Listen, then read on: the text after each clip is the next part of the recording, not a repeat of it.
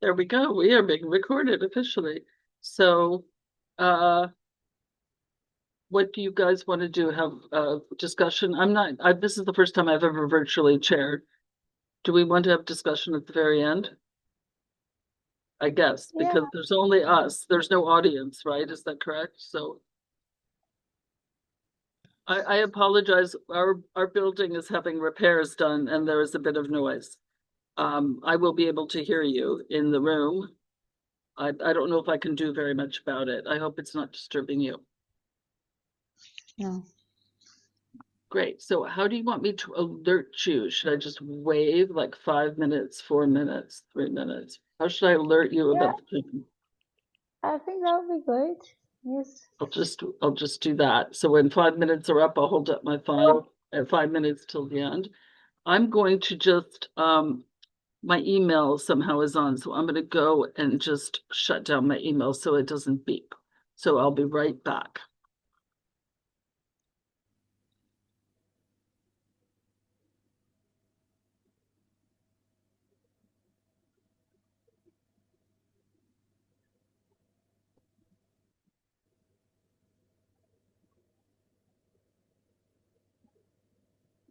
There we go. Well, it is 3:15. Again, I welcome you virtually to Louisville, Kentucky, to the conference, Louisville Conference on Literatures and Languages. The session is Poetic Carnivals, Robert Duncan, Charles Olson, and Heather Raffo. Our first speaker is Dr. Farah Ali. She is Assistant Professor of English at Lahore University of Management Sciences in Pakistan. She previously held a postdoctoral fellowship at the University of Hull in England, and her research focuses on post-war British theatre, with particular emphasis on identity politics, power, oppression, and gender. Her doctoral work on Harold Pinter resulted in her monograph, Eroding the Language of Freedom, Identity, Predicament, and Selected Works of Harold Pinter, published in 2017. Her current research extends to global and Middle Eastern theater, including work on Iraqi drama, which examines gender, trauma, and the violence experienced by women in the aftermath of the American-led invasion. She's also completing a second manuscript on representations of the female figure in diaspora fiction in Europe, and is in discussion with Bloomsbury regarding a book project on African women's diasporic writing across their continent. Her broader interests include migration narratives, performance, and the politics of representation in contemporary literature and theater. Farah, it's yours. Thank you very much, Natalie. Thank you. Can everybody hear me well? Great. Okay, I'm just gonna start straight away. Today I am talking about a play written by an Iraqi. So I am tapping into the area of my interest that has got to do with the Middle East. The play is called Nine Parts of Desire, and it talks about the number nine reflects the number of women who are staged in the play, who are 9 women.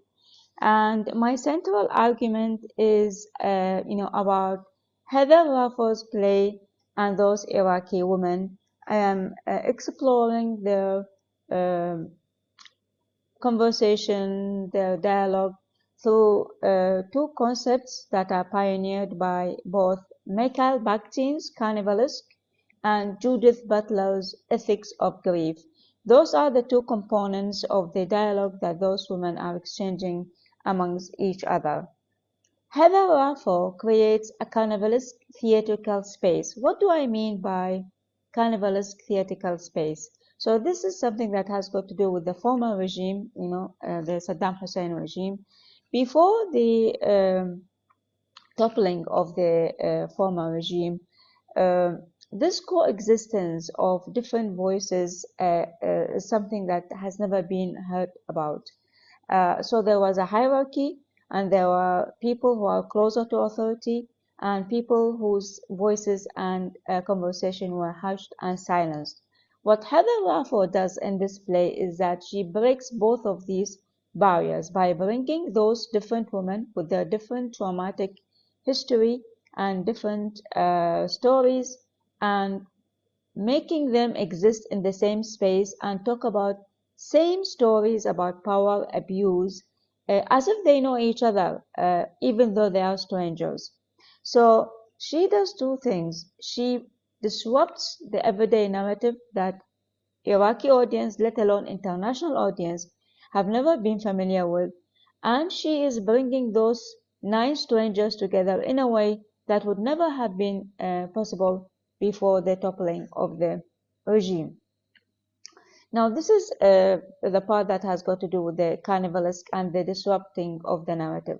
The grief, on the other hand, is something that has got to do with the mourning of different lives. Not all lives were valued during the former regime. Some of the lives were better than other lives. It's just like George Orwell says, it's just not everybody is equal, but not in the same way. So people were lives have been valued differently. In this play, every life values, every sadness values, every traumatic memory it has got a value. So Heather is both disrupting the everyday narrative and creating kind of equality among those women, in the sense that your life is as valuable as the other woman's life, even though they are different in their closeness or in their distance from the hierarchy. This is the main conversation. This is what the women are talking about. So my argument here is that Heather Raffo, who's also an Iraqi, a Christian Iraqi, is not just it's not just a documentary theater. She's not just documenting real events, even though some of the events are real, but she's creating kind of dialogic political assembly of voices. So that is the setting of the play. What does a carnival do? First, it suspends the hierarchy. The hierarchy is topsy-turvy, is toppled, is not the same as it used to be in the former regime. And it allows multiple voices to coexist. There are women who have occupied some sensitive positions during the former regime, high-profile positions, and some of the women are just random. They have been actually been victims of the former regime rather than occupying any sensitive position or any position of any importance during the former regime. This does many things. It encourages free speech, and it creates familiarity, kind of like familiar contact among those people, among those women, among those or between the subjects that Heather Raffo actually present us with. So she creates a space where power structure is temporarily dissolved, and then the play functions in this way from this point onwards.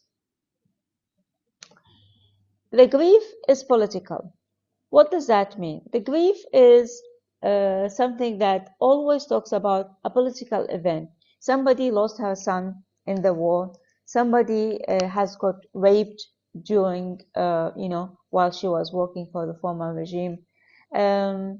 Somebody, her relative has got, affected in one way or another. So it's either them, their relatives, people they knew, someone who has been outside during the toppling of the regime and they have been watching the war on TV. This is completely different kind of trauma, where you watch something that is happening in your country but you cannot do anything about it, and you get traumatized through the digitally or through the media.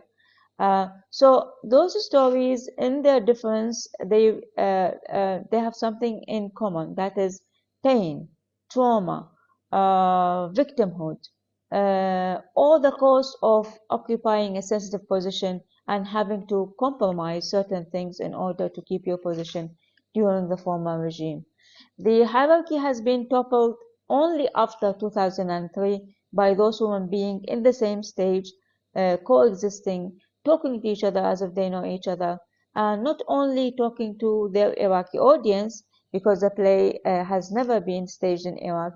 They are talking to international audience, so they are exposing They are unpacking, they are breaking down what the former regime has been doing to the Iraqi people and letting international audience know what was going on in Iraq before the invasion. So this idea of recognition determines whose suffering counts. Butler goes against this idea of whose suffering counts by saying that everybody's suffering counts, and this is the grievability that Butler is talking about.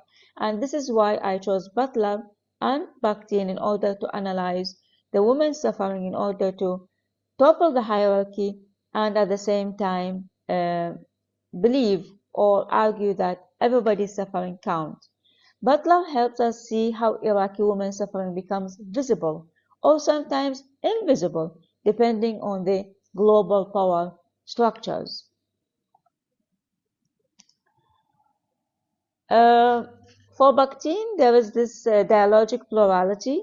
So I chose Bakhtin because he creates a kind of plural dialogue. The dialogue is not only led by just one person. One person speaks, one person talks about what they have been going through, and another person corroborates what that person is saying, but from a different position, from a different subjectivity, from a different kind of place. And Butler, she recognizes everybody's mourning, everybody's suffering in a way that equalizes everybody on stage. And I think that's what Heather Raffo's aim was when she decided to bring all those different 9 women to talk about their suffering. Together, they create a framework for collective testimony. They create a collective testimony that testifies to what was happening during the former regime before the toppling in 2003. Using both, and that's why I'm using both of them, I believe it allows us to see the play as both dialogic performance and ethical intervention. Heather Raffo, in one personal interview, said that since I couldn't do anything for my fellow Iraqi women, I thought of staging this play as an ethical intervention in order to do them justice, in order to bring their voices forward, in order to let international audience believe or witness what has been happening in the former regime and the kind of stories that those women are telling us, and give credibility to everybody's mourning, to everybody's sadness, to everybody's victimhood through the coexistence of those women on the same stage and making them able to talk to the same audience at the same time. There were 2 or different productions of the play. One time, one actor would play the 9 parts, and it was usually Heather Raffo who did that. And in some other productions, she did bring 9 women to tell 9 stories, to tell different stories. So it depends on the production and of course the circumstances of staging the play. How about the stories? Are they identical? Is there a common theme? Is there a common idea that runs or weaves through the play, the stories? No, it's not. It's fragmented. Yes, yet in its fragmentation, it's a collective identity. It's all about Iraqi people. It's different aspects of Iraqi people's lives, different aspects of their victimhood, of their I find it interesting that both the person who occupies a sensitive position, one of the women was the director of Saddam Hussein's gallery. He used to have a gallery carrying his name. Everything during the former regime used to be more or less connected to Saddam Hussein's name. So she used to be the director of that art gallery.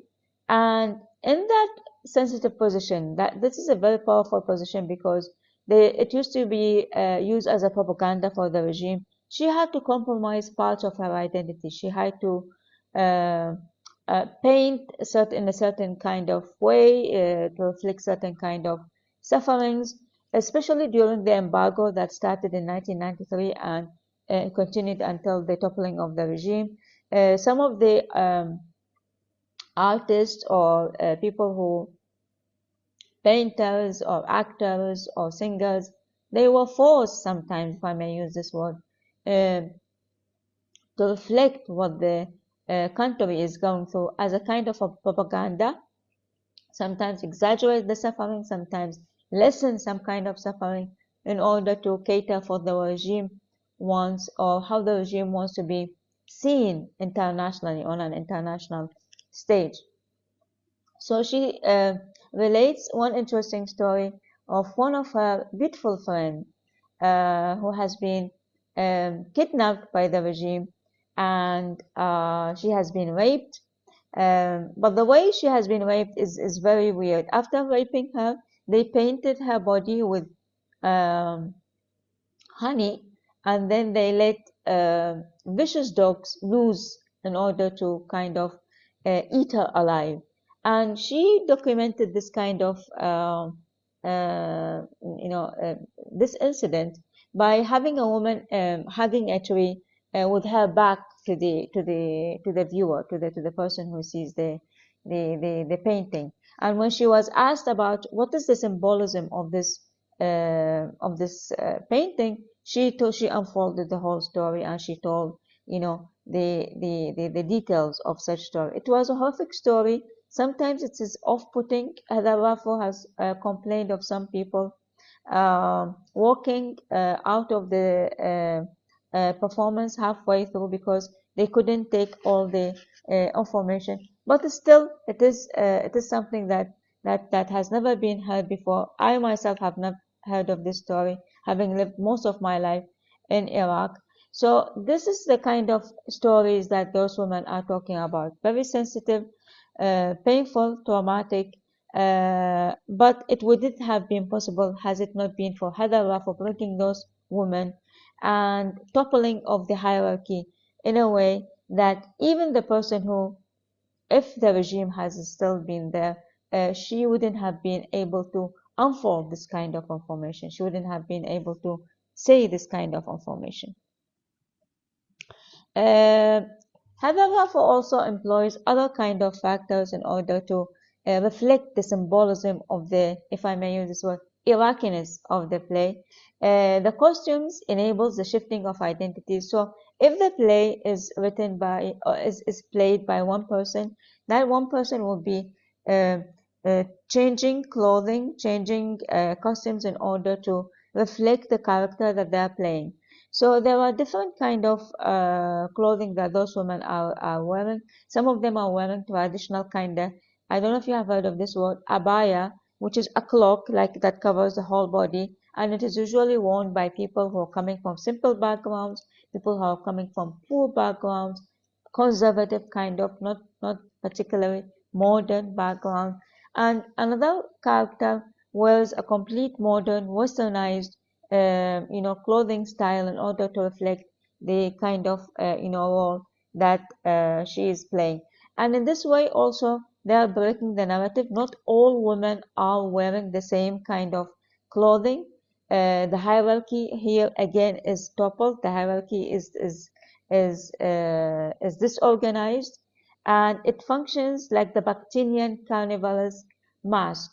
They are masking themselves because in the carnival people usually mask themselves in order to hide their identities. So they are visible and invisible at the same time, as if the regime is still there, but they are willing to sacrifice even their identities, even themselves, in order to tell their stories, which symbolizes collective embodiment of kind of suffering, the kind of suffering that they are, talking about or exposing.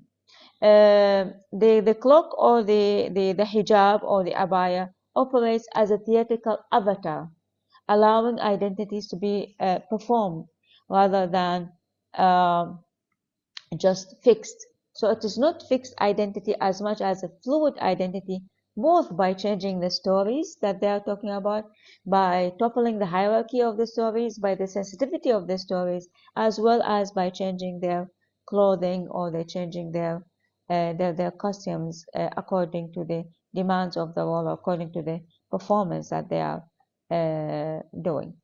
Um,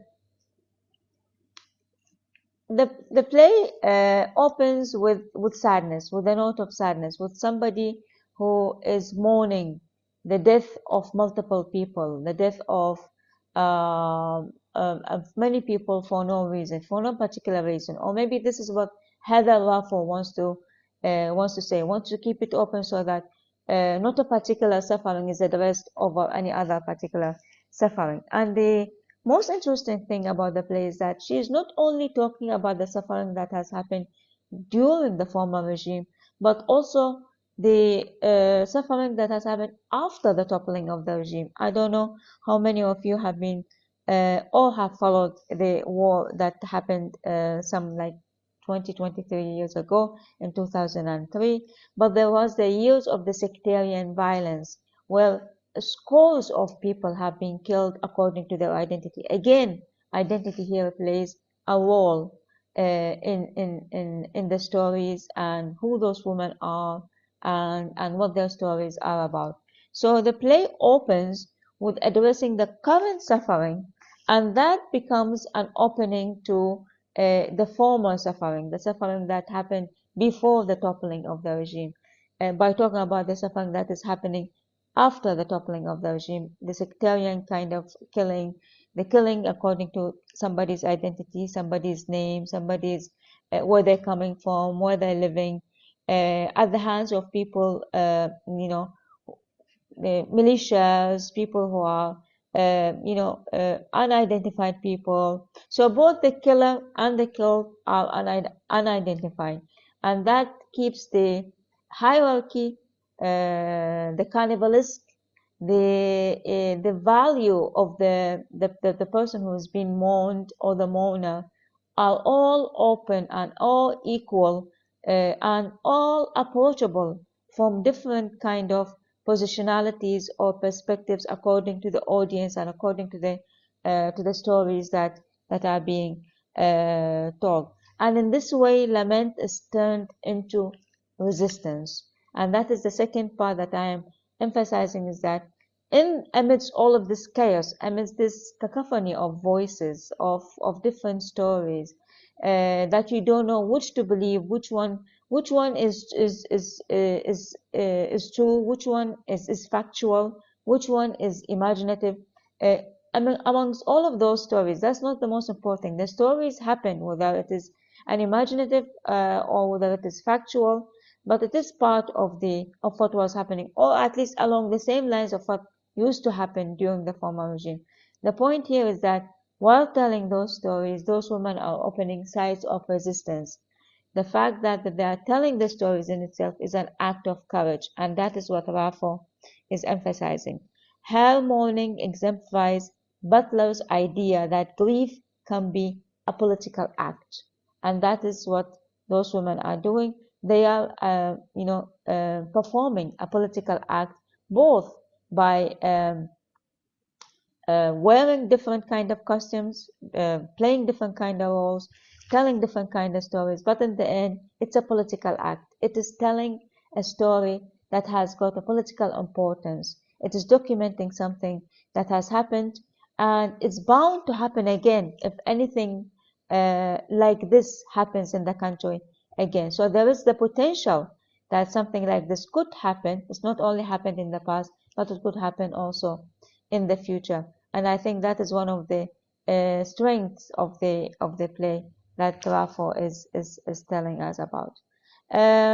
She has got different kind of characters. Let me give you an insight into the characters before wrapping up. The play. She has got Leal, who is the director of the art gallery, who tells about the raping of her friend. Leal represents Butler's performative subject. She is formed within the power, yet capable of disruption. So she's somebody from within the regime. So this is again a third aspect of the play. She is presenting us with characters from within the regime who are telling about the atrocities of the regime. And then she is shifting the power structure into characters who have got nothing to do with the regime. Those are people who have been affected mostly by the violence that happened after the toppling of the regime. We have got Amal and Huda, These figures show how multiple political positions coexist without resolving into unity, anything but unity. We have got a doctor who's telling about the atrocities that she has witnessed after the invasion. We have got a little girl also talking about how she has been banned from going to school after the invasion because her parents were afraid for her to be kidnapped and taken away by unknown people, and many other characters that I talk and I mentioned in my full paper, to expose this kind of stories and their importance both politically and socially. To wrap up, because time is not allowing, Raffo's plays becomes a carnivalesque stage of voices, multiple voices, hierarchy of voices that are being toppled. It's a tipsy-turvy of voices, if I may say so. And then we have got a Butlerian space of public grief. This public grief that was never allowed during the former regime. And not only during the former regime, but was never allowed to local Iraqi people, let alone now international audience, like I'm telling about the play now. And Heather Raffo has done multiple productions, and she has toured this play in multiple international stages. So the international audience have become aware of the atrocities, of the traumatic memories that Iraqi people have suffered and are still suffering. And the theater itself has become kind of like ethical recognition. So ethically speaking, we have recognized what those people have been through, are being through, and still suffering until today. Unfortunately, 20 and 22, 23 years into the toppling of the former regime, Iraqi people are still suffering. Uh, at the time I'm speaking, there is no government. They are still, kind of fighting in order to form a government despite the international intervention. It's a caretaking government, so the country is still in chaos. Uh, and I think Heather Raffo's play is more relevant today than when it was staged 20 years ago, with the different kind of voices that are being raised now in order to talk about what is happening in Iraq. Although on a different level, the security is not as compromised as it used some 20 years ago, but there are more important things that are that we need to talk about, that we need to address in order to reach to this kind of equality in the morning, in the value of everybody's life, in the value of in the kind of power that should be spread Farah, or what you're dissipated saying is very among people. important, but we do have to stop. It's very important, and I thank you. So can you just Yeah. end with one more sentence, and then we can sum up? Thank you. Yeah. So I just wrap up with saying that ultimately the play asked us not only to watch Iraqi women's stories, but to recognize our responsibility towards them. And I'm ending on this note, and thank you very much. Thank you. That's all for. Yeah, Thank very you. interesting and very important play Thank you. that Thank you.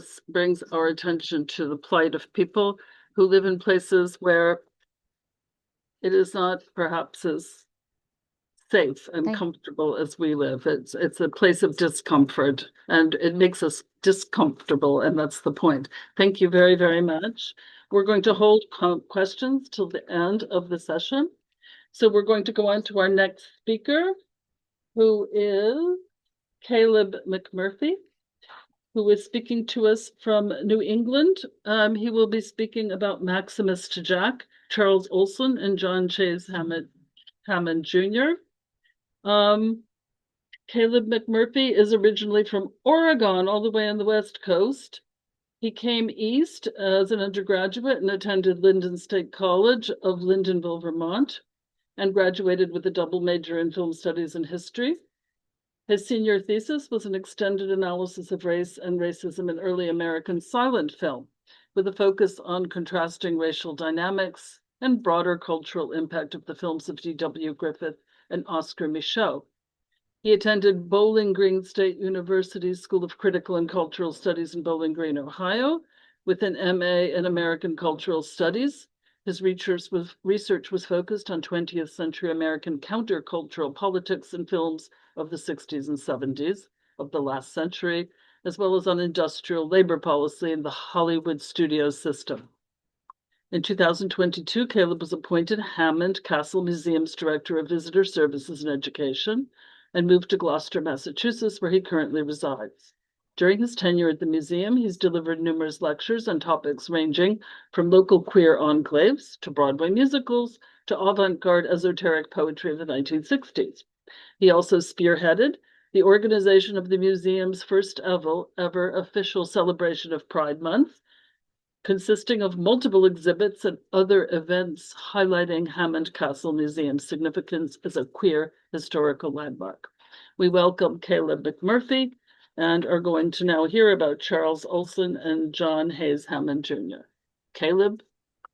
Hello there. Thank you for the opportunity to present on this topic. And as you sort of mentioned there, I am not an academic generally, nor am I an Olson scholar in particular. There are probably people on this panel participating in the audience that know more about Olson than I do. This presentation was originally one given on the September 3rd anniversary last year of a reading that Charles Olson gave at the museum in the year 1960. And I don't feel the need to necessarily illuminate this crowd too much as to details of Charles Olson's biography or the nature of his poetics. And to be honest, I think that would be kind of a trap to try and cover in 20 minutes. But I do think it's worth taking a little bit of time to talk about John Hayes Hammond Jr. Now, you have almost certainly never heard of John Hayes Hammond Jr. before. And if you have, it's only probably in the very broadest context. But it's one of the most remarkable things about him that people haven't heard about him. Hammond was born in 1888. He was the son of a famous mining engineer named John Hayes Hammond Sr., who was also a influential Republican political operator, interesting guy for a number of reasons. He published a 2-volume autobiography. We're not going to get into it. But Hammond Jr. is probably most well known for his work as a prolific inventor. At the time of his death in the year 1965, at the age of 76, he held over 500 patents in dozens of different disciplines, including those related to acoustics, audio dynamics, telephony, television. There's one called Celino the Electric Dog. Again, don't really have time to get into it.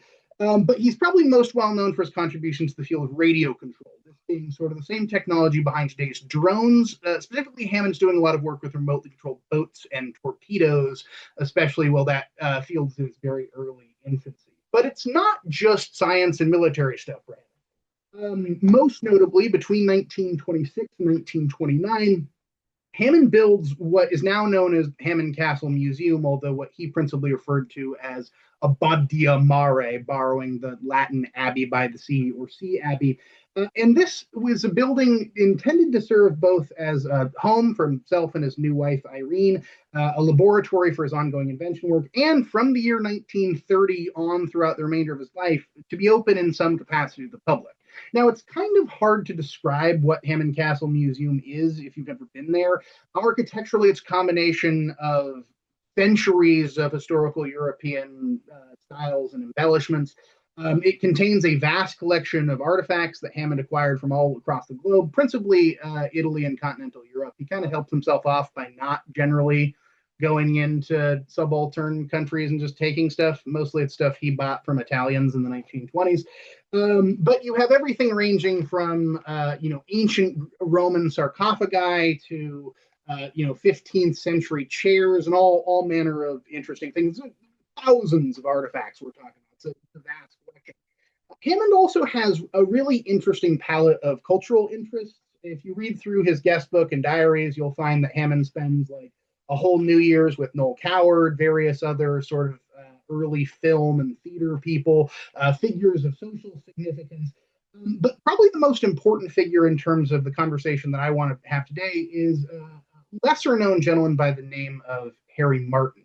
Now, importantly, when we're talking about Hammond to keep in mind, is the fact that Hammond had relationships with both men and women over the course of his life. And I mentioned earlier that he knows a bunch of interesting people. Many of those people are some of the most significant queer figures of the early 20th century. And this actually continues on into Hammond's later life. I mentioned Harry Martin earlier. We usually call Harry Martin Hammond's late life partner. He moves to Gloucester in 1958, around the time that Hammond's wife Irene dies. And the interesting thing about Harry Martin is he is almost 40 years Hammond's junior. At the time they meet, he is living in New York, working as an artist and a cab driver. So Harry Martin is a young gay man living in New York in the late 1950s, which means that Harry Martin is 100% hooked into the counterculture. So when he moves in with John Hayes Hammond Jr., he brings with him a number of people that are part of this sort of proto-countercultural New York school, artists and poets especially. These include Ellsworth Kelly, Kenward Elmsley, the Black poet Amiri Baraka, the Black Boston poet Stephen Jonas. A number of these people come to Hammond Castle Museum, and one of the principals is a guy named Garrett Lansing. And in 1958, Garrett Lansing also moves to Gloucester and lives in the museum. Now, this is all important because it's through Lansing and Martin that Hammond is eventually connected to Charles Olson. Harry Martin and Garrett Lansing are into Charles Olson's Poetics. They're familiar with his work as rector of Black Mountain College.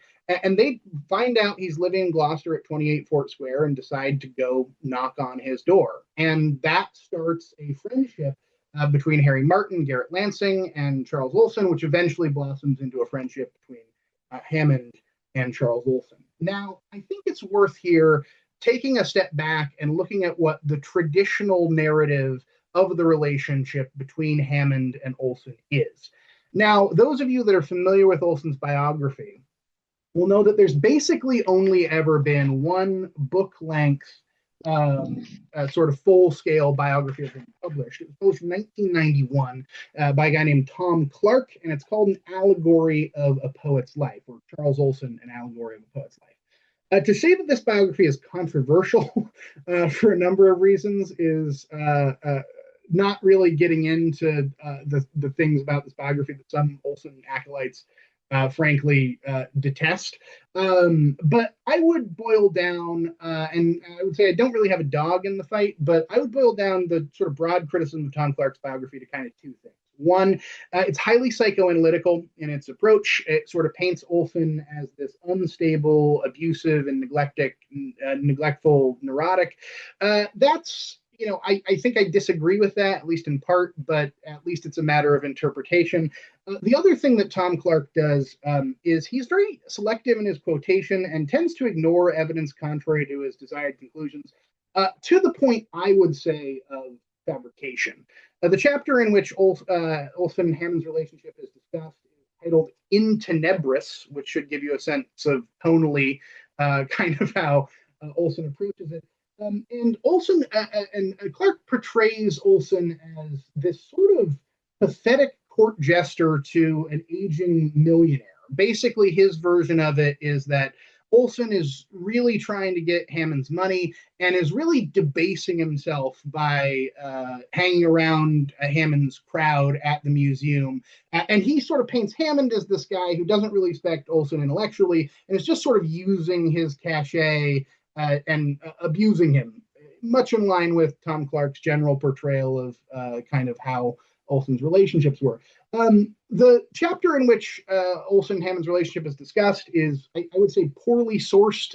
He quotes Ed Dorn, who was an admitted outsider to the castle scene, who calls Olson like a cigar store wooden Indian at Hammond's fetes. And also, Tom Clark cites Vincent Farini's 1988 autobiography, but I would say makes Farini seem much more critical of Hammond than he actually is if you go to the source material. Nevertheless, there is this pervading narrative that the nature of Hammond and Olson's relationship was that Olson was trying to get money out of Hammond, and Hammond kind of strung him along, using him for his artistic talents until Olson eventually became fed up or Hammond died.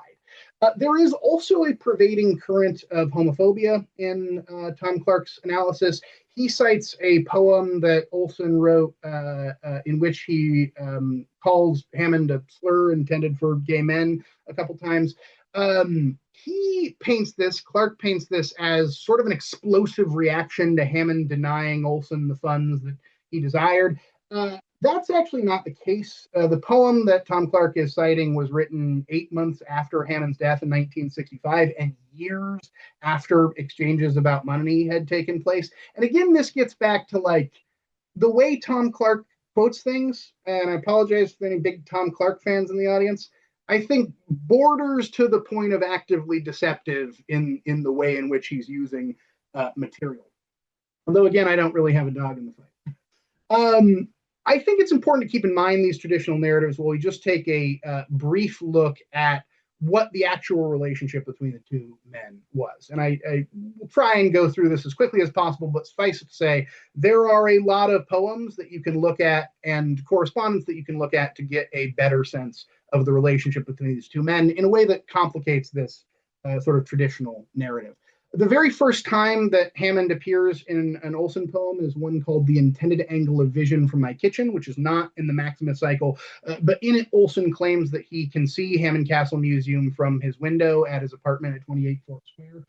For reasons we don't necessarily have time to get into, Olson is wrong about that. He is looking at a different building and thinking that it's Hammond Castle Museum, which is an intervention I'm not sure a lot of Olson scholars have made before, but it's actually a kind of common mistake among locals who see this other sort of castellated structure across the bay and assume that it's Hammond Castle Museum.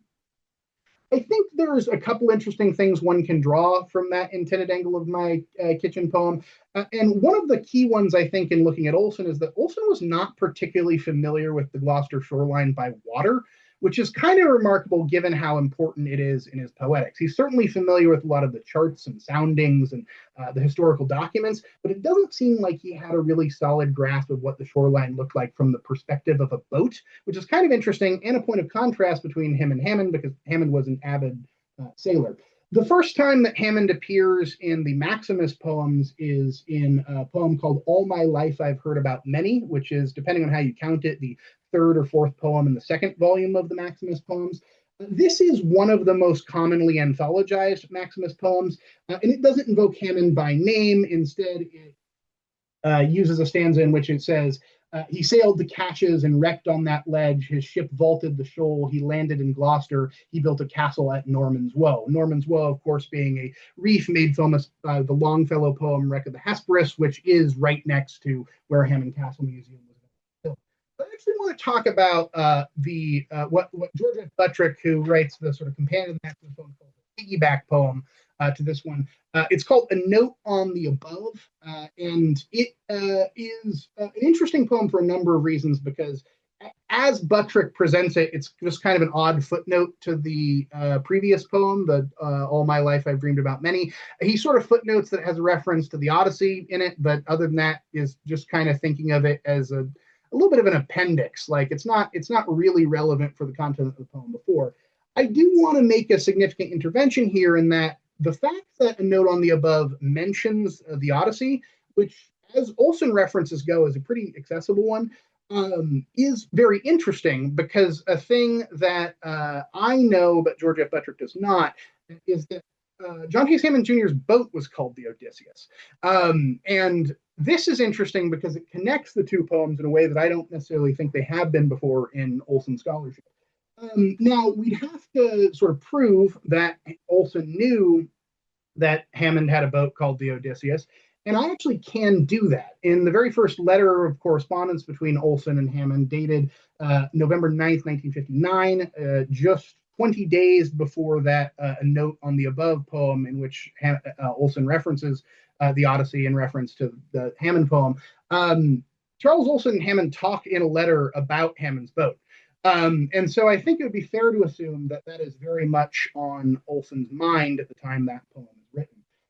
A further poem, probably the most significant one, in which Hammond and Olson is sort of negotiating his relationship with Hammond, is one entitled Not a Rat Hole But a Cat Hole, which actually went unpublished during Olson's lifetime. It's 5 pages long, so we don't have time to talk about its dense layers of allusions, but suffice to say, this is Olson sort of negotiating a complicated relationship with Hammond.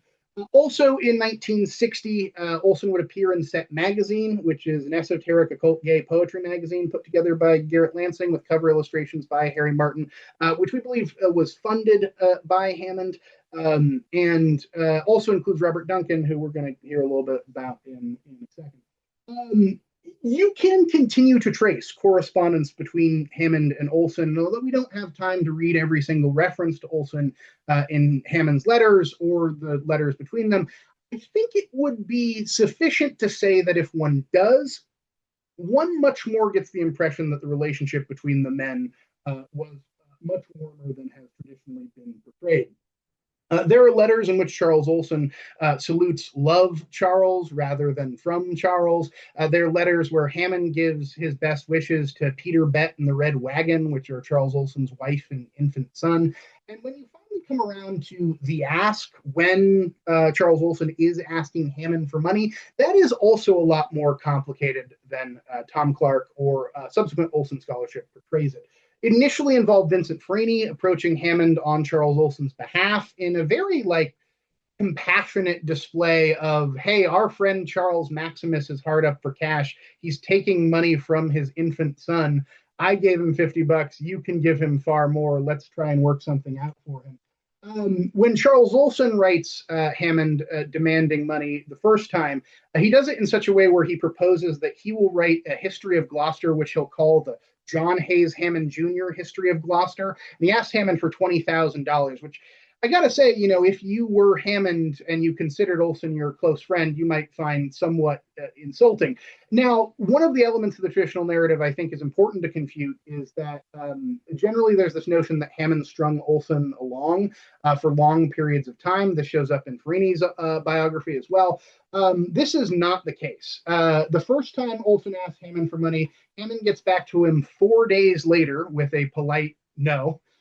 In which he suggests that he get a job at the then soon to be opening Gloucester Museum.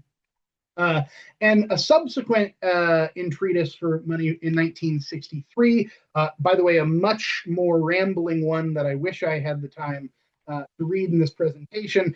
Hammond responds to 2 days later with, again, a polite but emphatic no.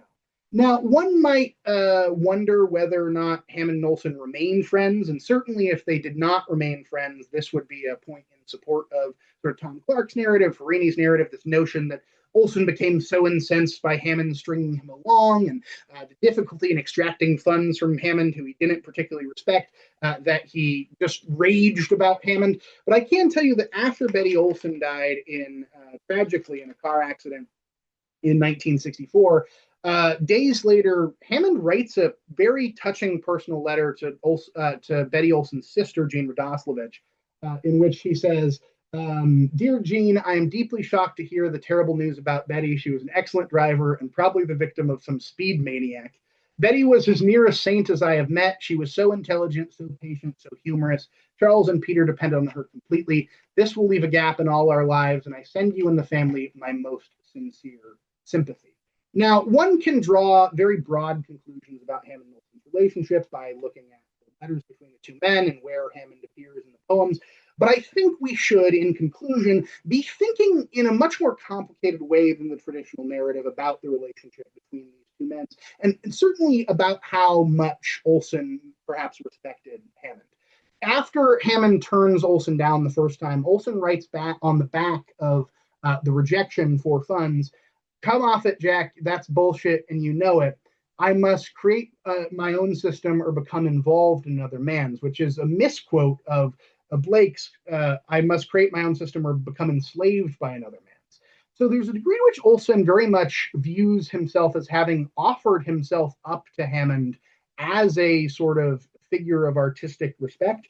And in the way in which Hammond rejects him, Olson clearly did not feel that Hammond appreciated the great compliment that Olson was paying him by offering to submit himself to his system. One can look at comparisons between the project of Hammond Castle Museum and the project of the Maximus poems. One can sort of even trace the relationship that Olson has with Hammond to his relationship with Ezra Pound, with Herman Melville, and with Francis Bolderoff. All of these are really interesting topics I think one could explore in more detail. But I want to just conclude by sharing an anecdote that Harry Martin does on some of the oral histories from the museum taken around 1970. Harry Martin describes an incident when Irene Fenton Hammond, Hammond's wife, died in 1959, which Olson, who had not at that point known Hammond for very long, but one can perhaps assume their relationship was intense, visited the museum on the day of Irene's death and gave Harry Martin a clay Mayan bird whistle that Charles Olson had obtained in Mexico while writing the Mayan letters. And he said to Harry Martin to give this bird whistle to Hammond because it was an ancient artifact that the Mayans blew to herald the deceased loved ones into the heavens. And he wouldn't come in, apparently. He just gave Hammond this clay bird whistle through Harry Martin on the occasion of Irene's death when he hadn't known him for very long. And so I think if we're to answer this question, like, is Hammond and Olson's relationship a lot more complicated than has traditionally been portrayed? And is it worthy of further analysis and study? Were they friends? I think the answer is yes, right? Like, I think the answer is that Charles Olson respected Hammond, Hammond respected Charles Olson, and at least for a brief period of time, a nexus, as Vincent Farini puts it in one letter, there was something really special and transgenerational happening between these two great titans of my city's local history, and one which would merit further analysis by Olson scholars. So I thank you very much.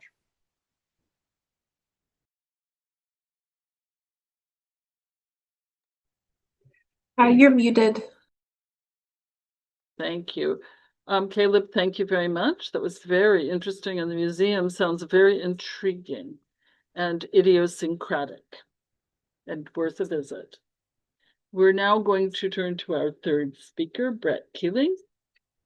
Bret Keeling earned his PhD at the University of Washington in Seattle before moving to Boston, also from west to east, to teach at Northeastern University.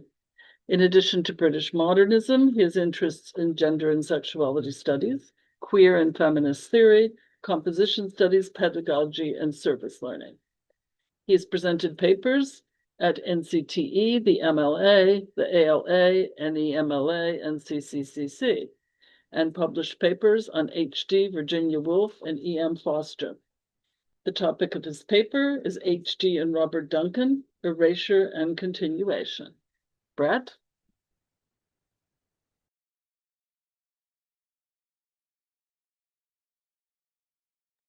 You are muted. Sorry about that. I'm like clicking around. I was on a Windows meeting or Teams meeting, and it was up in a different box. Sorry about that. So I'm hoping that you should be able to see if I share my screen here. And if that doesn't work, I will just speak at you. It was there. There it is. It's there, Bret. Okay, you can see. Okay, perfect. So, and I'll try to move through this fairly quickly. One of the reasons why I had this little presentation in the background to help me stay on task here.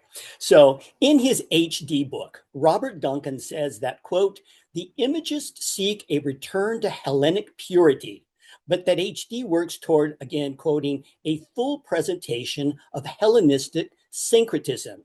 That is, an amalgamation and emerging of several distinct traditions.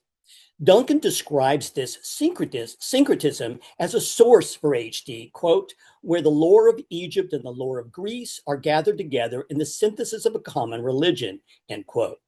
Duncan suggests that HD's novel Palimpsest from 1926 is the central work of such a synthesis because each of the three fictions in the text stand in the place of the other.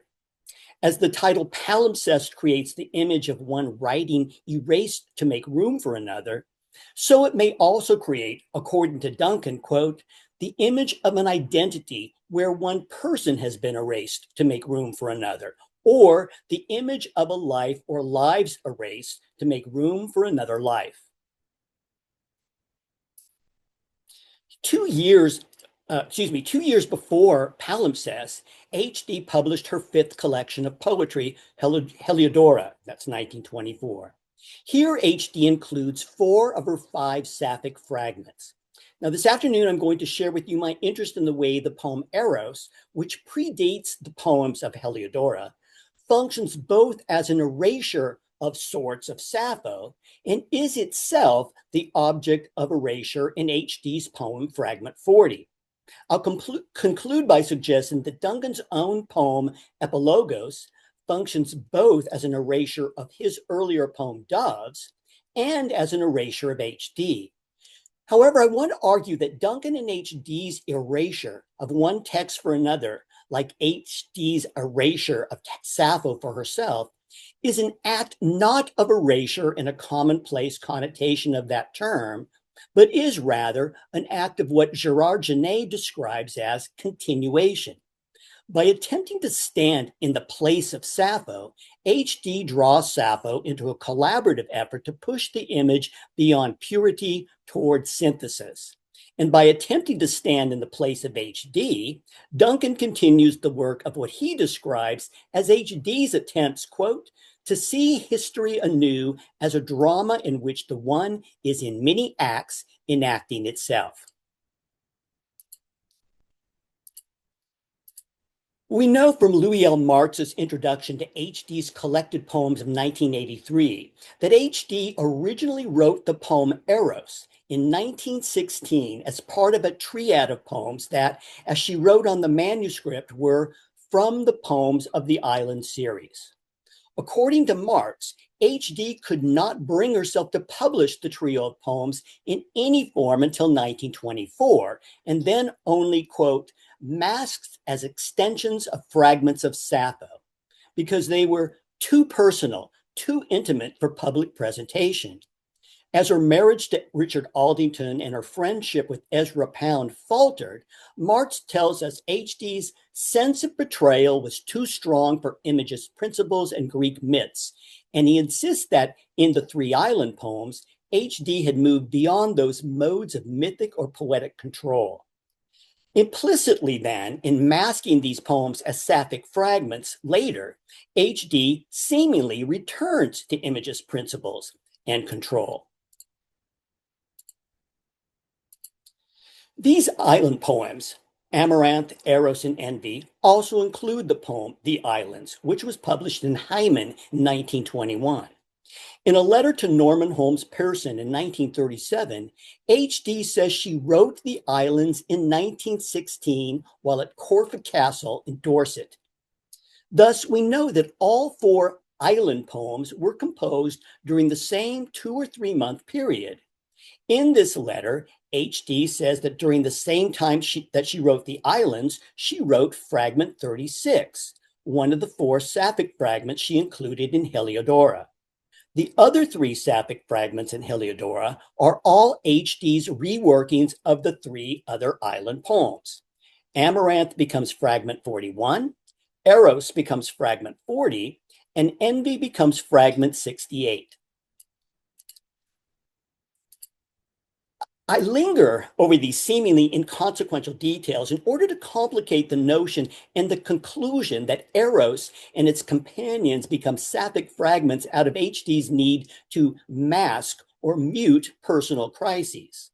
Rather, because HD tells us that she was working on fragment 36 at the same time she was working on the islands, it's quite possible that HD always intended for Eros to exist in full or in part as fragment 40.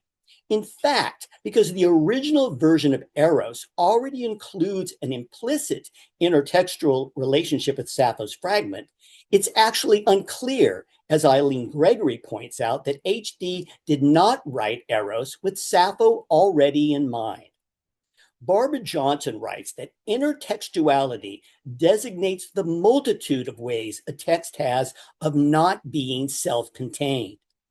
By using Sappho's fragment intertextually in Eros without citation in 1916, HD demonstrates her awareness that Sappho's text cannot be self-contained.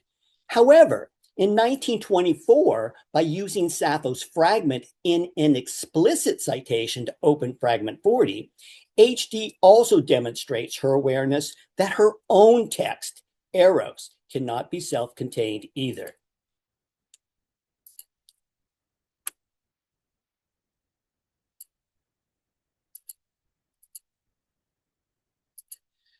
I want to suggest the possibility that HD's transformation of the island poems into the Sapphic fragments sequence is an attempt at exploring her own foothold in what she describes in her essay, The Wise Sappho, as future artistic achievement.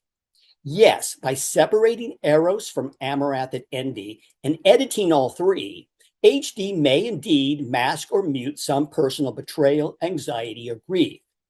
But reuniting them as Sapphic fragments and scattering them among the other poems of Heliodora, HD may divulge and give voice to artistic experimentation and achievement. By placing Sappho's fragments at the beginning of her Fragment 40 poem, HD acknowledges Sappho's influence. This is an act of inclusion. However, by deleting her own first lines for Fragment 40, here the first two sections of Eros, HD removes something of herself. This is an act of erasure.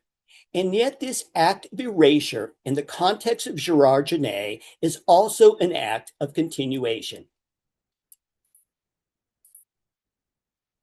In palimpsest, literature in the second degree, Genet defines the continuation as the act of, quote, finishing the work in the author's stead, a work that for some reason, often death, the first author gave up in final abandonment.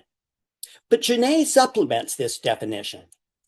Quote, the function of continuation, however, is not always to complete a work, because any author can always decide that a work which is finished and published as such by its author is nevertheless in need of a prolongation or a completion. Implicit here is the idea that a text's inconclusiveness may authorize the project of either prolongation or completion. Existing as they do in literal fragments, Sappho's poems certainly demonstrate Genet's sense of inconclusiveness. However, if a continuation may offer either completion or prolongation, I suggest that HD offers the latter. By retitling her revised island poems as fragments, by constructing them as a sequence, by sequencing them in non-numerical and non-consecutive order, and by dispersing them throughout two different poetry collections, I argue that HD seeks not to complete Sappho, but rather to prolong her. Now, similar to the ways that I believe Fragment 40 becomes HD's revisioning of Eros and becomes her means of prolonging Sappho, I also believe that Duncan's poem, Epilogos, is not only a revisioning of his earlier poem, Doves, but also is his attempt at prolonging HD. Duncan published Doves in his 1964 collection, Roots and Branches. Throughout the poem, while Duncan's speaker never addresses HD explicitly, in his epigraph to the poem, he tells us that after her stroke, HD experienced difficulty speaking. In July, Norman Holmes Pearson wrote, "The part of the brain which controls speech has been injured, so that she cannot recall appropriate words at will. Yet she does have fiercely the desire to communicate and strikes her breast in passionate frustration when there is no word at her tongue's tip." In Doves, perhaps, Duncan seeks to free HD from such frustration in the construct of his poem. Thus, the speaker tells us that the HD figure releases the dove, the child figure, the coder and decoder of the mother's mouthings, from the cup she has made of her hands, and allows it to fly up, quote, as if a word had left her lips.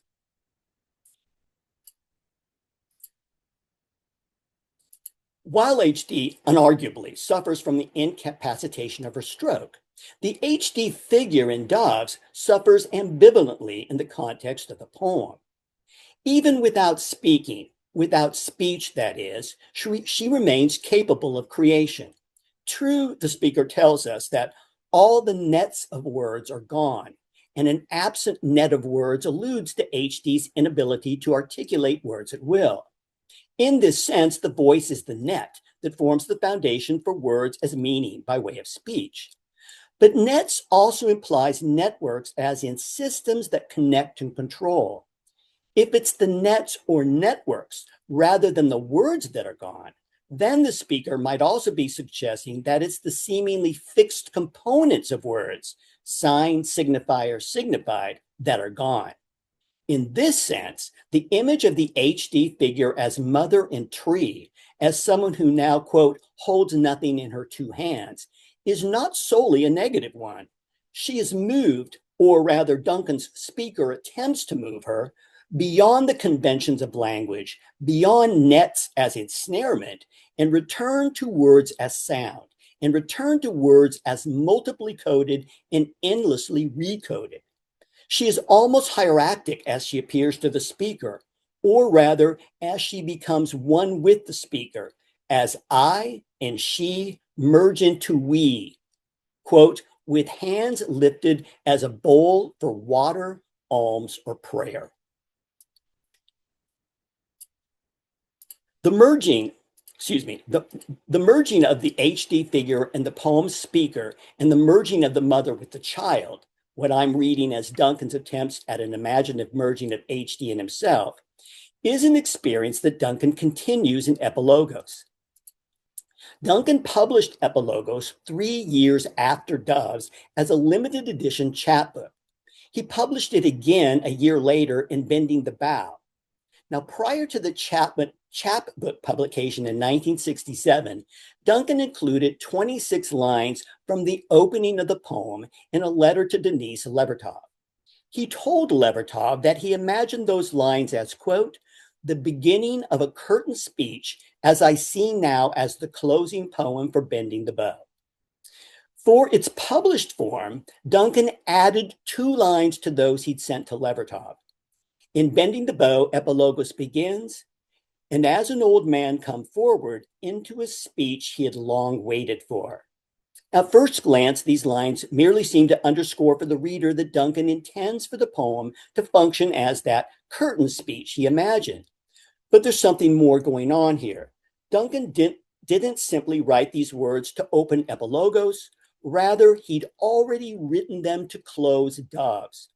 In the 4th and final section of that poem, the speaker says, take what masks to find words, as an old man come forward into a speech he had long waited for. By opening Epilogos with the lines from Doves, Duncan not only represents, re-examines, and reproduces in the second poem his reflections regarding HD stroke, he redistributes new context back into the first poem. And by returning to the first poem that he dedicated to HD, Duncan undercuts any attempts to complete her that poem might have implied. Instead, without citation or reference, Duncan prolongs HD just as HD prolongs Sappho in an act of continuation. Thanks.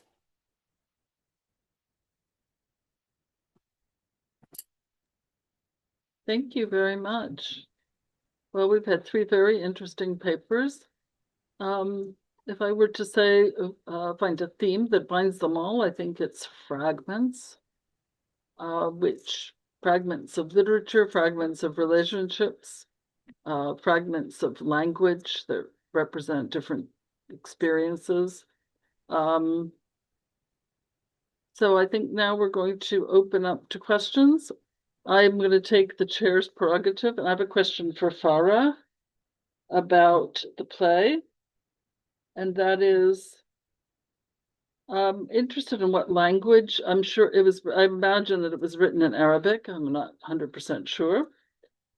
But could you speak something about the heteroglossia of the language that's used in the play when the different characters speak and give testimony? And I'm imagining, because the play is political and wants to alert the world at large to the plight of women in Iraq, both historically and in the present time, as you so well stated, that it's been translated into different languages. So I'm interested in how language functions to represent the different experiences of the characters, and also in audience reception in different countries, which are related but two different questions.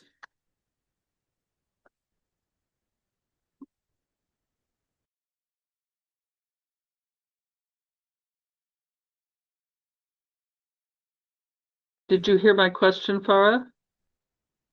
I have a question for you.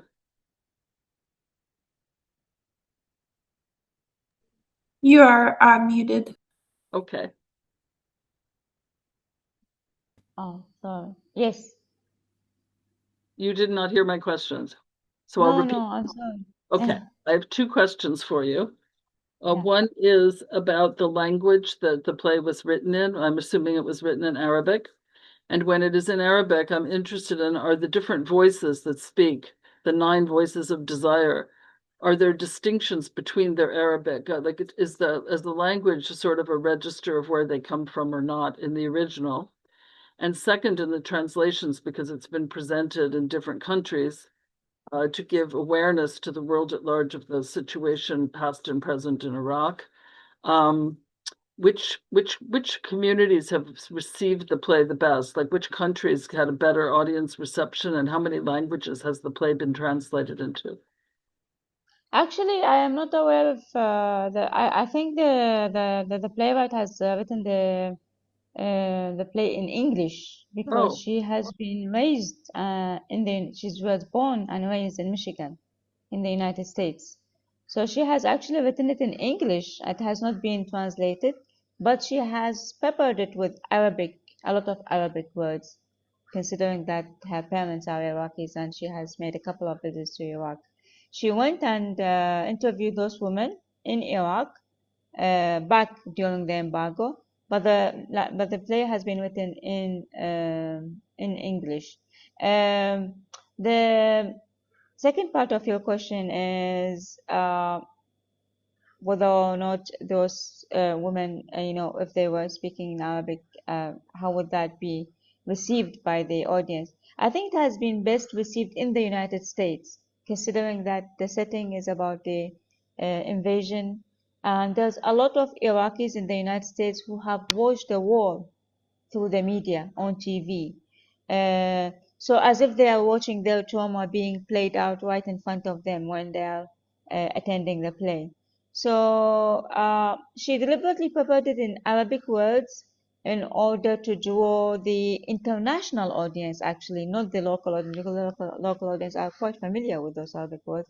But she has deliberately prepared the play with Arabic words in order to unpack the play further to the international audience. So yeah, answering your question, no, the play has been written in English, it has not been translated, and it has been best received in the United States. As far as right.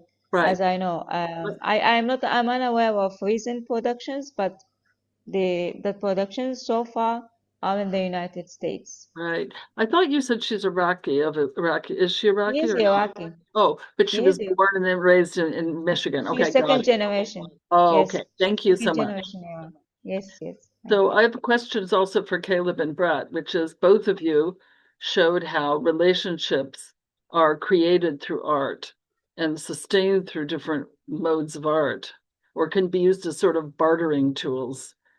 I mean, your papers were very different and used very different kinds of evidence.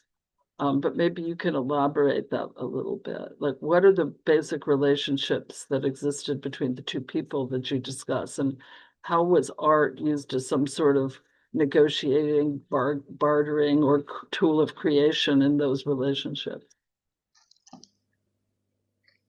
I'll go ahead and try to take it really quickly about HD and Duncan. So Duncan was actually Duncan. The story goes that he tells, by the way, is that he first became aware of HD when he was a kid in school, and one of his teachers was reading one of her early Images poems, and he just fell in love with her. And then later on, he found out he was born in March of 1990, or excuse me, January of 1919. And his mother died during the pandemic, the influenza pandemic, shortly after his birth.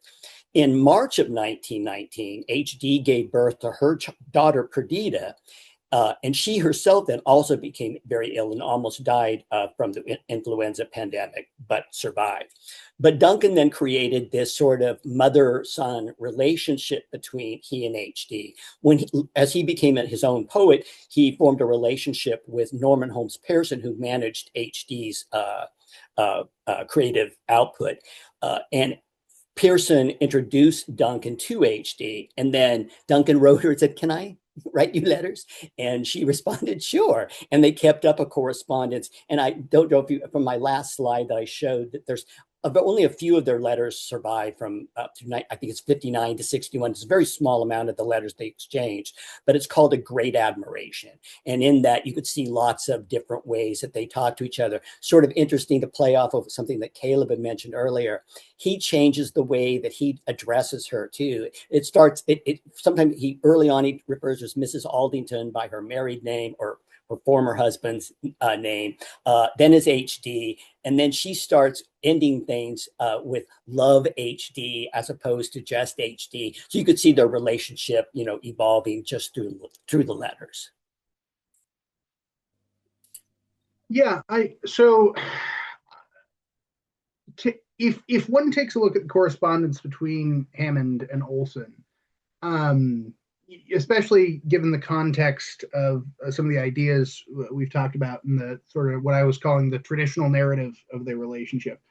One of the things that I think one becomes or comes to appreciate is that their relationship very much is one based around taste in art. I want to read very, very briefly from the first letter between Hammond and Olson from November 9th, 1959. So this is the very first correspondence we have between them. This is Hammond writing to Olson. And I think a particular note here is what Hammond's talking about and how he's talking about it. He says, "Dear Charles, I have felt deeply your poetic analysis and call me Ishmael, and how much I too feel the black and white forces in perpetual orbit outside our cognizance. Since housed on land and shipless, I know now what I miss. It is the primordial wrestle with the elements, naked and clean at sea. This is paramount. It is survival. Afloat, one wonders if the movement of our primeval womb brings deep memories, a sense of completeness with this world and the circumambient cosmos. Your description of the open boat voyage is epic. These pages are like carved granite." Right? So, just immediately this notion that Hammond was either too dumb or like not interested in engaging with Olson's poetics, at least on some level, I think immediately flies out the window. And we know from subsequent letters that Olson and Betty gifted Hammond a copy of a Melville work. Hammond was sending Olson books, right? So there very much is this exchange of text, which I think is really interesting. And just one sort of follow-up thought there.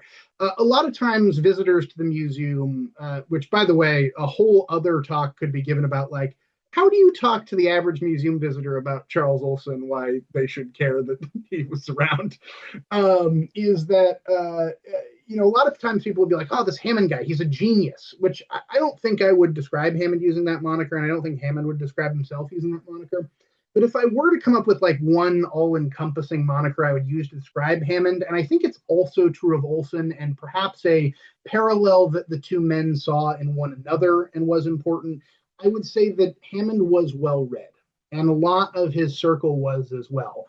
And that encompasses both like a deep sort of, or rather a wide breadth of knowledge, but also like an appreciation for the multifaceted. I would use the word eclectic. You used idiosyncratic, which I also think is fair, like knowledge base. In one of his reflections on Olson, Garrett Lansing called him negatively capable, obviously invoking that classic Keats thing on Shakespeare. And I think that all builds into how these people thought about art. And that is one of the very key ways of understanding how they related to each other through that. What's striking me is there's the muse, like you have a third, you have two people, and then like Sappho has a certain function, and then of all things, Herman Melville has this function. and they represent more than the actual literature that they wrote. They're sort of these mythological titans, kind of, as well as the literature, both, right? It's really interesting.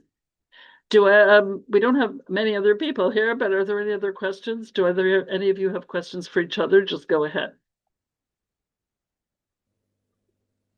I would just throw out in response to what you just said. I also think it's important to note that that's the notion that Olson is playing with, or one of the many thousands of notions that Olson's playing with in constructing Maximus as a character, right? Is these like mythological figures.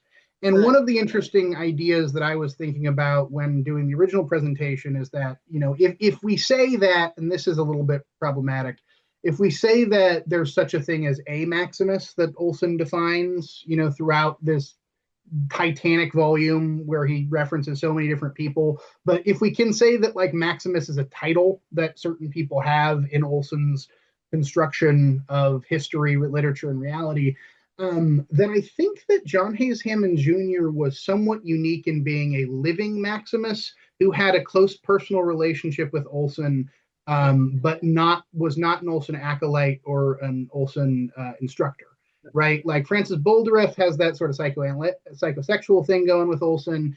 Ezra Pound is insane, and then Melville is long dead. So I think Hammond occupies a pretty unique place within the sort of Maximus cosmology in a way that, Right. I mean, But Hammond didn't have, sorry, I don't, the one that, yeah, Hammond never wrote it. He was an inventor, right? He never wrote yeah, anything. He wasn't a, he was actually an extensive writer of amateur Gothic he did write fiction. literature. No.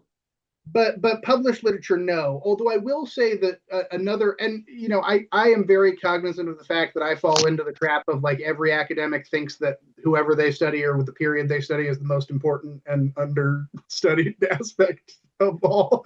But like I would say that like Hammond is a very, in terms of like looking at his letters, he's a very thoughtful writer. He's a very eloquent thinker, right? He has his quirks and like, but many of his ideas in terms of language are very like on the level of language construction are really interesting. And I think it really speaks towards more going on there that Hammond was relatively well connected within the avant-garde, right? Like for a guy who is a rich guy inventor, right? Like his breadth of connections within the field of people doing pretty radically experimental poetics is surprising, I would say. Okay. Unless you have questions with each other, I'm going to do a final thing, which is you mentioned the Mayan sculpture, the object. Farah and Bret, are there any objects that featured either in the play as part of the set, or Bret, either an object that exchanged between HD and Duncan, like any kind of object that exemplified some sort of relationship or objectified what was happening in their work? Just real quick, I would say there's no specific object like as a piece of art function that way, any kind of way between HD and Duncan. I mean, some of the real things you might think about as objects among them did, in the sense that once they got some of their correspondence going and they had sort of more personal contact, they would ask each other about things like different books that they would share back and forth with each other. I mean, HD always asked or began asking after his partner, Jess, who was the painter. They were living in San Francisco.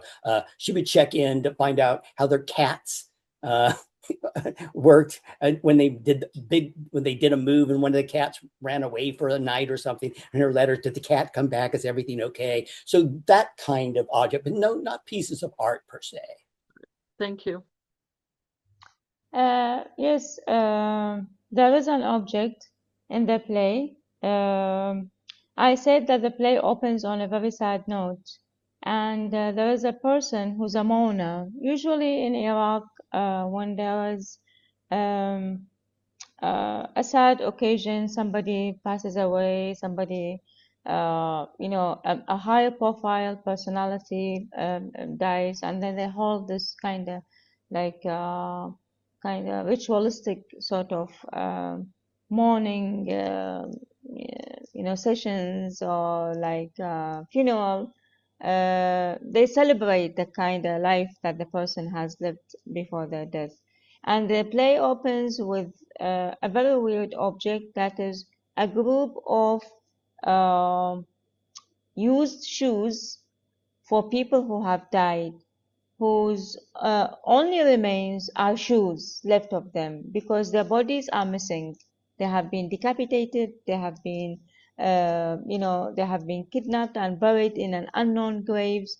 So, and of course, that's a symbolism for the mass graves that have been found after the toppling of the regime. So, Heather Raffo is symbolizing a lot of things here by bringing this bunch of unknown shoes that the mourner brings every morning with her and throws them into the river Tigris in order for the river to be a witness to what has happened and will happen, might happen in the future, and has happened in the past of the people who have died, whose bodies and whose identities have remained unknown. So I found that the most striking object in the play, and it goes through, weaves through the play until the end and circles back. We circle back with the same character that has opened the play. She ends up the play also with mourning the lives and the stories that have been told throughout the play. So that is the most striking object I find in the play that Oh, thank you. that That- Raffo presented as well. Yes. Yes, it's very moving. Thank you. Do any of you have questions to ask each other?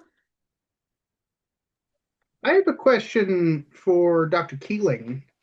I mentioned before that Robert Duncan is a contributor to this Set magazine that Garrett Lansing put together published in 2 volumes, 1961, 1963. I believe I could be wrong about that. And obviously, Duncan and Olson were close. I'm wondering if in your research you've ever come across any correspondence related to the development of Set magazine and Duncan's involvement with that project. I haven't, but that doesn't mean it's not there. Also, so at the beginning of my presentation, I had a picture of the HD book, which is 400 some pages of all the different sort of treatise on poetics that Duncan wrote. And although it's called the HD book and he refers to HD throughout, but he talks about lots of other authors, including Olson, by the way. So it's quite possible there could be some reference to the magazine or some of those other sorts of things that you might be interested in that sense. And by the way, I don't know if it's still true or not, but you used to, because I haven't, you used to could actually download a free digital copy of that PDF from, I think it's the University of San Francisco Press, but I don't know if you still can or not, but it was a very worthwhile download for me, as opposed to the dollars investment it would have been. And sort of a follow-up question there also. I mentioned before that Set magazine, which is primarily how I'm familiar with Duncan, although I know him generally otherwise. Set magazine is explicitly esoteric and occult, and I'm wondering to what degree, and magic is a whole thread of the relationship between all these people that is, by its very nature, very hard to parse because a lot of it is shrouded in this doctrine of secrecy. I'm wondering how important magic and the occult was in Duncan's view. Yeah, it wasn't. I'm sorry, I thought I might have muted myself. Actually, there's an entire section of the about the occult in the HD book. I was actually going to try to open it up really quick and see, because and this is somewhere where he actually doesn't talk a lot about HD, at least in the context I was talking about her, but he does talk about it in very sort of widespread kind of ways across different histories, different religions, and other belief systems and things like that. So Okay, well, our time is, we have 2-3 more minutes. I personally thank all 3 of you for very interesting papers. unsettling in different kinds of ways. Hopefully, a little bit positive looking in terms of Bret Keeling's paper on continuation rather than closure and erasure. And I wish you all the best. We hope to see you again, virtually and in real life in Louisville in the future. I'm going to leave now because I have my grandsons here and we have an errand to do. If you want to hang out in the room and chat more, that's fine. So it was great. Thank you for hosting. Be Thank well. you so much. Thank you. Thank you. Thank you. I really enjoyed it. Thanks. Thanks, everyone. Bye-bye.